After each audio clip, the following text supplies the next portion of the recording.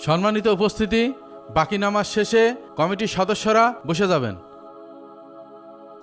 আপনাদের যে জন্য ডাকা, আমাদের ইমাম সাহেব তার দায়িত্ব নামাজ পড়ানো।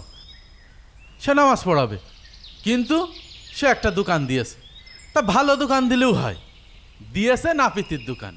আপনারাই কন, এই নাপিতির পিছনে নামাজ পড়া যায়? হুম, আমাদের গ্রামের একটা সম্মান আছে, আর আমাদের গ্রামের ইমাম সাহেব যদি নাপিত হয়, তার পিছনে কি নামাজ পড়া যায়? আপনারা সভাপতি সেক্রেটারি আছেন, আপনারা এর একটা বিহিত করেন। সভাপতি সাহেব, ইমাম সাহেব তা চুরি ডাকাতি করতেছে না, ইমাম সাহেব হালালভাবে একটা ব্যবসা করতেছে। এই তুমি চুপ করো, তুমি এত বোঝো কেন? আর সে কথা বললেন না। উত্তরপাড়া মসজিদে গেলাম নামাজ পড়তে, ওখানকার মুসল্লিরা আমার ধরে বলল যে তোমাদের মসজিদের ইমাম সাহেব নাকি নাপিত। এখন আপনারাই বলেন, সেখান থেকে উঠে আসা যায়?